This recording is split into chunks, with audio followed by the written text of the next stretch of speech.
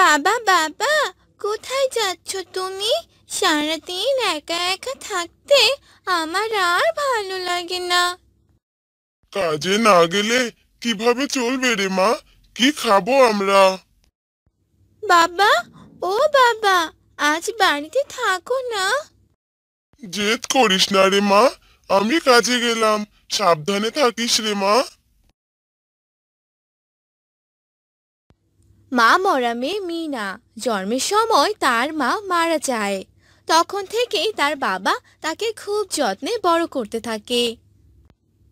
মা, তুমি আমাকে রেখে কেন চলে গেলে? তুমি থাকলে কত গল্প করতাম। তুমি কেমন ছিলে মা, সেটাই তো জানি না। তারপর মিনার বাবা কাজ থেকে ফিরে আসে।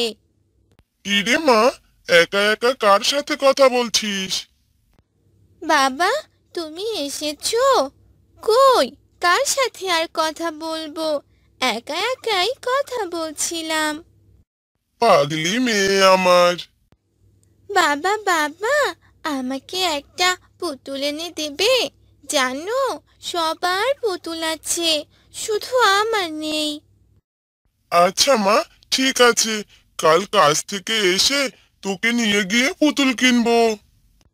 ইয়ে, কি মজা কি মজা। হয়েছে হয়েছে, এবার চল, খেয়ে নিবি।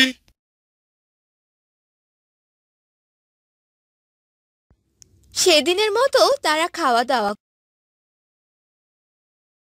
আর সকালবেলা উঠে মিনার বাবা বনে চলে যায় কাঠ কাটতে। মেয়েটাকে যে বলেছি আজ পুতুল কিনে দেব, কিন্তু কিভাবে পুতুল কিনে দেব? যাই, বনের আর একটু গভীরে যাই। তারপর মিনার বাবা সারাদিন কাঠ কেটে 300 টাকা পায়, আর তা নিয়েই বাড়িতে আসে।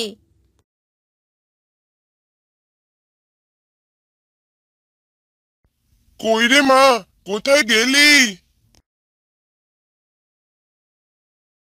বাবা, তুমি এসে গেছো? ইয়ে, পুতুল কিনতে যাব। আমার যে আর দেরি করতে ইচ্ছে করছে না বাবা। চলো বাবা, তাড়াতাড়ি যাই। তারপর তারা বাজারে যায় আর একটা পুতুলের দোকানে যায়। দাদা, এগুলো পুতুলের দাম কেমন? কোনটা নিবেন? বাবা, ওই দেখো, লাল পুতুলটা কত সুন্দর। আমি ওই লাল পুতুলটা নেব বাবা। দাদা, ওই লাল পুতুলের দাম কত? মজা। তারপর তারা দুজনে পুতুল কিনে বাড়িতে যেতে থাকে। মিনার রাস্তায় দেখে একজন ভ্যানে করে আনারস বিক্রি করছে। বাবা, ওই দেখো আনারস, আমি আনারস খাবো, এনে দাও না বাবা। আনারস খাবি মা? কিন্তু আনারসের তো অনেক দাম। এত টাকা তো নেই আমার কাছে। আচ্ছা চল, গিয়ে দেখি বাকি দেয় কিনা। তারপর তারা সেই আনারসের দোকানে যায়। দাদা, আমাকে একটা আনারস দিবেন? আমার মেয়েটা আনারস খেতে চেয়েছে। টাকা আমি কাল এসে দিয়ে যাব। আনারস তোদের মতো গরিবদের খাবার না। যা এখান থেকে, বাকি নিয়ে পরে আর এই তল্লাটে খুঁজে পাওয়া যাবে না। বাবা, ও বাবা, আমি আনারস খেতে চাই না। আনারস তো আমার প্রিয় ফল না। চলো বাবা, বাড়ি ফিরে যাই।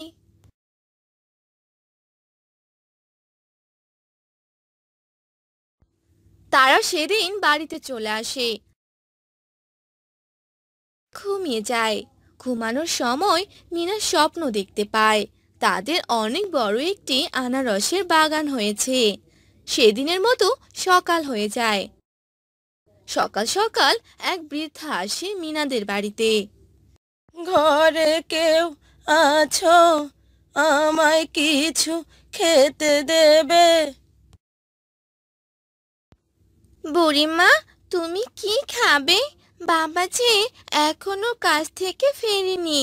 তোমাকে কি খেতে দেই বলো তো? দাঁড়াও বুড়িমা। তখন মিনা ঘরে যায় আর তার ভাগের খাবারটুকু এনে বৃদ্ধাকে খেতে দেয়। এই তো বললি খাবার নেই ঘরে, এখন খাবার কোথায় পেলি? এটা আমার খাবার গো বুড়িমা, বাবা বলে গেছে আমার জন্য আনারস আনবে। এখন ভাত খেলে তো পরে আর আনারস খেতে পারবো না, তার চেয়ে ভালো হয় তুমি এই খাবারটুকু খেয়ে নাও। বৃদ্ধা তখন খাবারটুকু খেয়ে তৃপ্তি ঢেকুর তুলল। কতদিন পর এত ভালো রান্না খেলাম, তা মেয়ে আনারস বুঝি তোর ভীষণ পছন্দ? হ্যাঁ গো বুড়িমা, আনারস আমার প্রিয় ফল, বাবাকে বলো না যেন কষ্ট পাবে। পাগলি মেয়ে, এই নে, এই বীজটা আমি তোকে উপহার দিলাম, এটা ফাঁকা জায়গায় রোপণ করিস, সকালে উঠে ম্যাজিক দেখতে পারবি। আমি এখন যাই রে মেয়ে। তারপর বৃদ্ধা চলে যায়।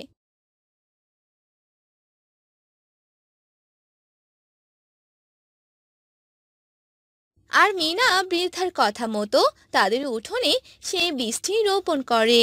আর এভাবেই সেদিনের দিনটি কেটে যায়। রাতের বেলা, বাবা আমার জন্য আনারস আনুনি?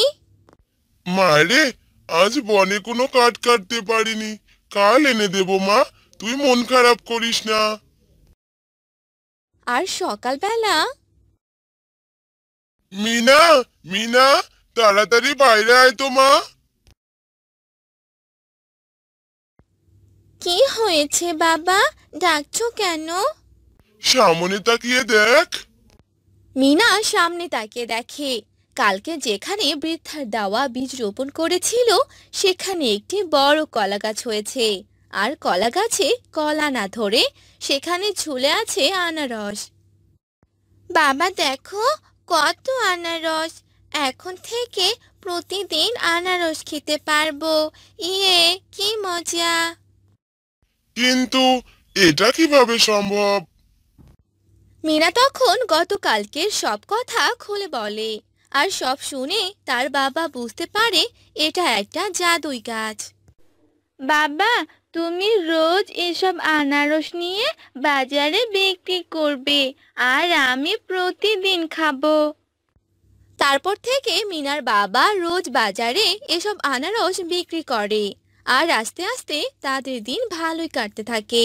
আর কিছুদিন পর তাদের সংসারে সব অভাব দূর হয়ে।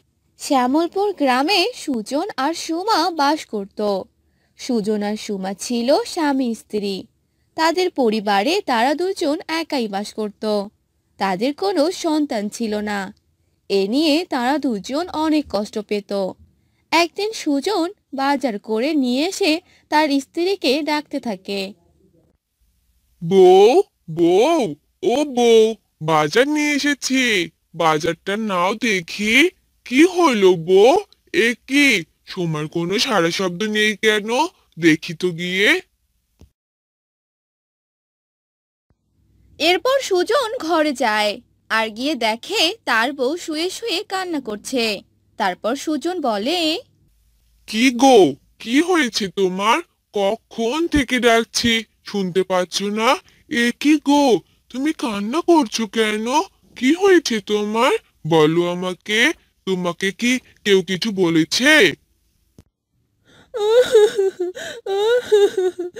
ওগো, আমি কি অলক্ষণে, বলো তুমি?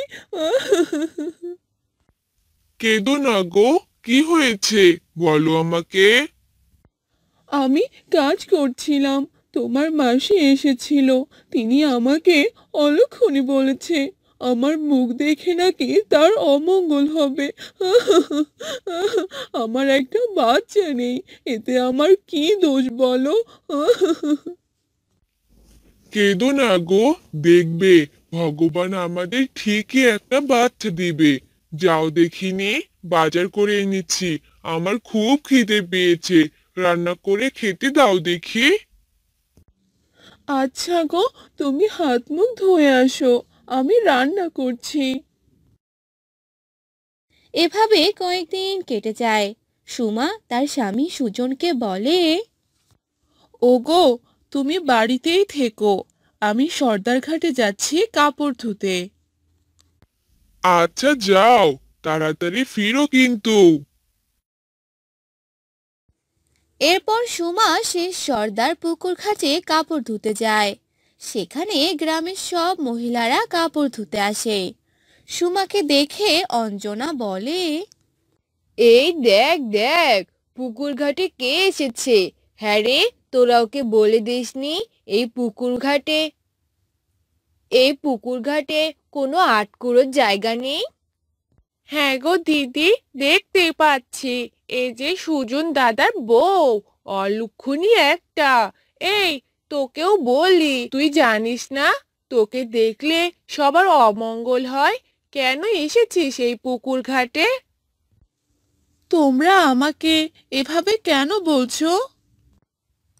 মলজা, দেখি এ কিছুই জানে না।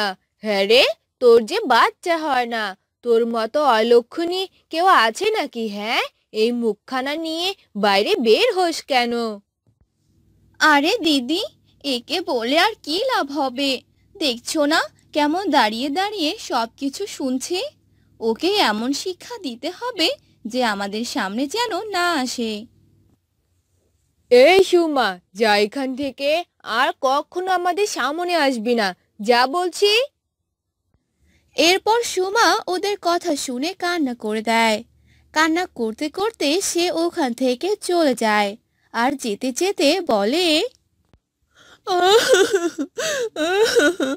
হে ভগবান, তুমি কেন আমার একটা সন্তান দাওনি? আমাকে সবাই কত কথা শোনায়, আমার আর বাঁচতে ইচ্ছে করে না। এরপর সুমা কান্না করতে করতে বাসায় ফেরে। সুজন সুমাকে কান্না করতে দেখে আর বলে, এ কি সুমা, তুমি কান্না করছো কেন? তুমি তো কাপড় ধুতে সর্দার ঘাটে গেলে। এরপর সুমা কান্না করতে করতে সব কথা খুলে বলে। সবটা শুনে সুজন বলে, কেঁদো না সুমা, কেঁদো না। আর মন খারাপ করে থেকো না গো। পাশের গ্রামে মেলা হচ্ছে, চলো আমরা সেখান থেকে ঘুরে আসি, তোমার অনেক ভালো লাগবে। কিন্তু এখন তো বিকেল হয়ে গেছে, আসতে তো অনেক রাত হয়ে যাবে। না বাবা, আমি যাব না। আরে চলো না, কিছু হবে না, রাত হলে সমস্যা কি? আচ্ছা ঠিক আছে, খেয়ে তৈরি হয়ে নাও। মেলাতে ঘুরতে যায়। আর অনেকক্ষণ মেলাতে ঘুরে সুমার মনটাও ভালো হয়ে যায়। এদিকে রাতও অনেক হয়েছে। সুমা আর সুজন বাড়ি ফিরছিল। হ্যাঁ গো, মেলাতে ঘুরে তোমার কেমন লাগলো গো? তা বেশ ভালোই লেগেছে। অনেক রাত হয়েছে, তাড়াতাড়ি পা চালাও দেখিনি। ওগো, শুনতে পাচ্ছো? কার যেন আওয়াজ শোনা যাচ্ছে। আরে কোথায়? ধুর, তুমি যে কি শুনছো? সুজন কিছু না শুনে আবার রাস্তা হাঁটতে থাকে। এবার সুজন আর সুমা দুজনই কান্নার আওয়াজ শুনতে পায়। এই শোনো না, দেখো, অনেক জোরে জোরে কান্নার আওয়াজ আসছে। চলো না, আমরা গিয়ে দেখি। হ্যাঁ গো, তুমি ঠিকই বলেছ, আমিও কান্নার আওয়াজ শুনতে পারছি। চলো চলো, গিয়ে দেখি কে কান্না করছে। এরপর সুজন আর সুমা কান্নার আওয়াজ শুনে সেখানে যায়। আর গিয়ে দেখে জঙ্গলে একটা ছোট শিশু পড়ে আছে আর অনেক কান্না করছে। এ কে? এত রাতে এই গভীর জঙ্গলে এই বাচ্চা এখানে এলো কি করে? আর আশেপাশে তো কাউকেই দেখছি না। এই বাচ্চাটা কার? ওগো, মনে হয় আমাদের বাচ্চা নেই, তাই ভগবান এই বাচ্চাটাকে আমাদের দিয়েছে। যারই হোক, তুমি এই বাচ্চাটাকে নিয়ে চলো। আজ থেকে এই বাচ্চাটা আমাদের। এরপর সুজন আর সুমা বাচ্চাটাকে নিয়ে যায়। তারা দুজন বাচ্চাকে অনেক আদর যত্ন করে। সুজন আর সুমা ঘুমাচ্ছিল, মাঝখানে বাচ্চাটি ছিল। হঠাৎ সুমার ঘুম ভেঙে যায়। এ কে, আমাদের বাচ্চা কোথায়? ওগো, ওঠো, দেখো আমাদের মনি এখানে নেই। ও তো আমাদের মাঝখানেই ছিল। এরপর সুমা আর সুজন বাচ্চাটিকে খুঁজতে থাকে আর দেখে বাচ্চাটি নিচে পড়ে আছে। এ কি মা, তুই নিচে কেন? তুই তো আমাদের সাথেই ছিলি। এই মধ্যরাতে তুই কিভাবে এলি? এভাবেই সেই রাতটি কাটে। সুমার মনে কেমন যেন খটকা লাগতে থাকে। মধ্যরাতেই মনিকে এক জঙ্গলে কুড়িয়ে পেয়েছে। আবার মধ্যরাতে বাচ্চাটি কিভাবে নিচে গেছে, এগুলো নিয়ে সুমা অনেক চিন্তায় পড়ে যায়। তাই সে মনে মনে ভাবে, আজ রাতে কিছুতেই ঘুমাবো না। দেখবো মনি রাতে কি করে। রাত হতেই সুজন, সুমা আর বাচ্চাটি ঘুমিয়ে পড়ে। কিন্তু সুমা ঘুমায়নি, সে ঘুমের ভান করেছিল। যেই মধ্যরাত হয়, বাচ্চাটি এক ডাইনিতে পরিণত হয়। আর এ দেখে সুমা অনেক ভয় পেয়ে যায়। পরের দিন সকালবেলা সুমা সব কথা সুজনকে খুলে বলে। সব শুনে সুজন বলে, ওগো, আমরা বাচ্চার জন্য এ কোন ডাইনিকে ঘরে তুলে এনেছি। হে ভগবান, একটা বাচ্চা দিলে, তাও আবার ডাইনি। ওগো, আজ রাতে যে আমাদের কিছু একটা করতেই হবে। মধ্যরাতে বাচ্চাটি ডাইনিতে পরিণত হয়। আর তখন সুজন বলে, এই ডাইনি, তুই কোথায় যাচ্ছিস? থাম বলছি। হুম, হুম, ও, তোরা আমার আসল রূপ তাহলে দেখে ফেলেছিস? হা হা হা হা হা। তোরা আমাকে এনে বড্ড ভালো করেছিস। আজ তোদেরকেও আমি খাবো। হা হা হা হা হা। এই বলে ডাইনি সুমা আর সুজনকে খেতে আসে। আর সুজন ডাইনির গায়ে আগুন লাগিয়ে দেয়। ডাইনি সেখানেই মারা যায়। আমার বাচ্চা, একটা বাচ্চা পেলাম, তাও আবার যায়নি। ভগবান, এ তুমি কোন পাপে শাস্তি দিচ্ছ? এভাবে কয়েকদিন কেটে যায়। সুমা সত্যি সত্যি গর্ভবতী হয়। এ দেখে সুজনও অনেক খুশি হয়। তারপর সুমার একটা ফুটফুটে সুন্দর মেয়ে সন্তান হয়। আর তাকে নিয়ে সুজন আর সুমার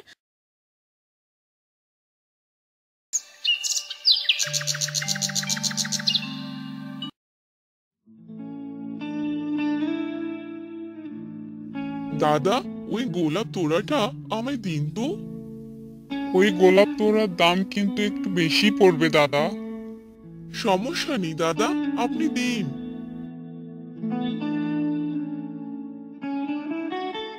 এই নিন দাদা টাকা।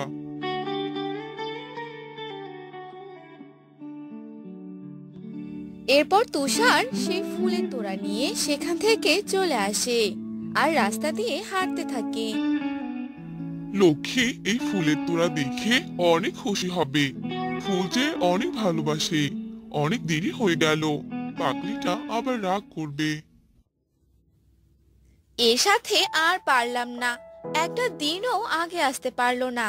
আসুক আজকে, এই মানুষটাকে নিয়ে যে আমি কি করব।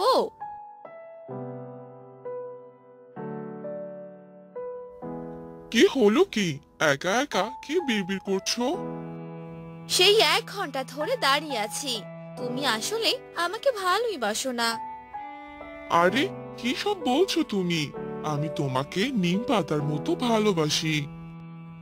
কি কি বললে তুমি? হয়েছে, নিম পাতার মতো ভালোবাসা আমার দরকার নেই।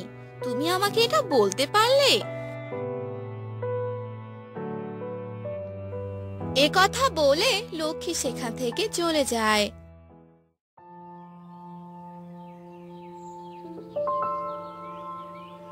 আর তুষার সেখানেই বসে থাকে নিম ফুলের তোড়া হাতে নিয়ে। সব দোষ নিম ফুলের, সব দোষ এই নিম ফুলের। আমি তো গোলাপের তোড়া নিয়েছিলাম, কিন্তু এটা নিম ফুলের তোড়া হয়ে গেল কিভাবে? ধর, কি যে হবে! যাই, বাড়িতেই যাই।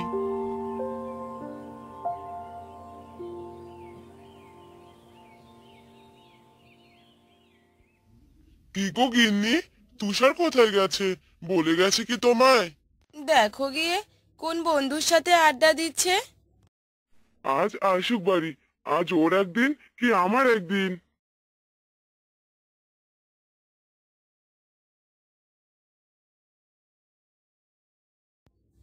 এ কথা বলতে বলতেই তুষার সেখানে চলে আসে।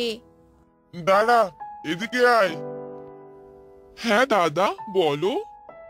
সারা দিন এভাবে টোটো করে ঘুরে বেড়ালে হবে? বাবা মা মারা যাওয়ার পর সংসারের হাল ধরলাম, কিন্তু তুই বরাবর উদাসীন থাকিস। নিজের ভালো তো পাগলও বোঝে নাকি? সব দোষ নিম ফুলের, সব দোষ নিম ফুলের।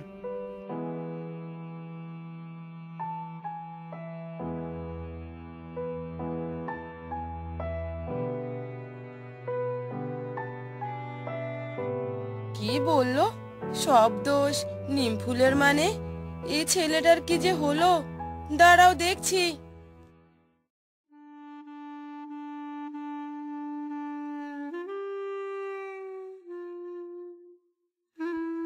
সব দোষ নিম ফুলের, সব দোষ নিম ফুলের। ঠাকুরপো, কি হয়েছে তোমার বলো তো? এক কথাই বলে যাচ্ছ বারবার। বৌদি, আজ লক্ষ্মীর সাথে দেখা করতে গিয়েছিলাম। দেখা করে বলেছিলাম আমি ওকে নিম পাতার মতো ভালোবাসি। এ কথা শুনে রাগ করে চলে গেল।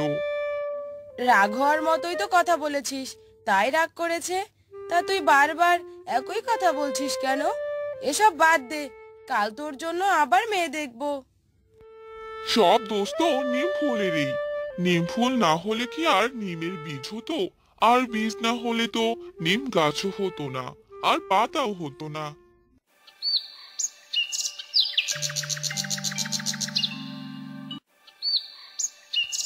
পরের দিন আবার ঘটক আসে আর রমেশের বউকে অনেকগুলো মেয়ের ছবি দেখায়। ছবি দেখানো শেষ হলে রমেশের বউ ঘটককে পায়েস খেতে দেয়। ঘটক পায়েস মুখে দেয়। ওয়াক্থু, সি সি সি সি, এমন পায়েস আমি আমার বাপের জন্মে খাইনি। ওয়াক্থু, মেয়ের ছবি দেখে মেয়ে পছন্দ হয়নি জন্য এমন বিষ দিয়ে তো পায়েস।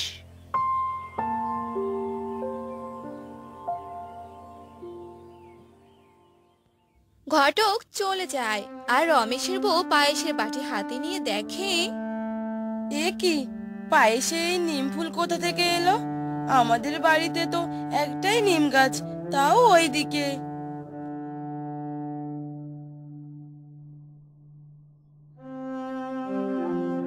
বলেছিলাম না সব দোষ নিম ফুলের। না, ব্যাপারটা আমার কাছে ঠিক সুবিধের মনে হচ্ছে না। হ্যাঁ গো, কোথায় তুমি?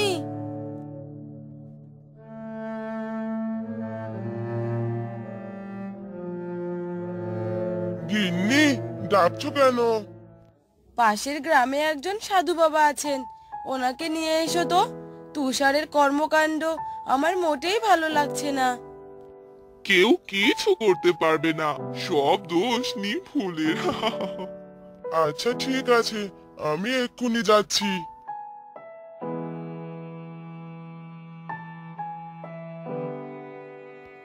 এরপর রমেশ সেই সাধু বাবার কাছে যায়।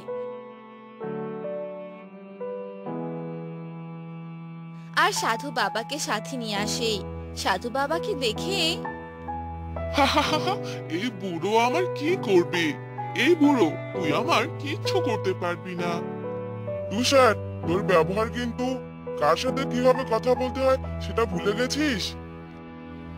ওকে বকিস না, ও নিজে এসব বলছে না, ওকে দিয়ে বলাচ্ছে। দাঁড়া, আমাকে ভালো করে দেখতে দে। বৌমা, আমাকে একটু হলুদ গুঁড়ো দাও তো।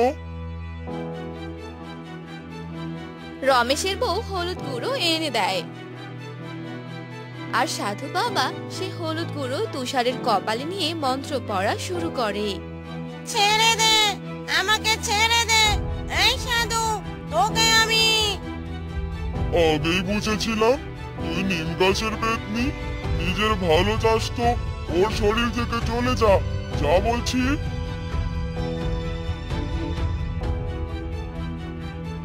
এরপর পেতনি সেখান থেকে চলে যায় আর তুষার স্বাভাবিক হয়ে যায়। আমার কি হয়েছিল? আমি এখানে কেন? গোলাপ ফুলের তোড়া নিয়ে লক্ষ্মীর সাথে তো দেখা করতে গিয়েছিলাম।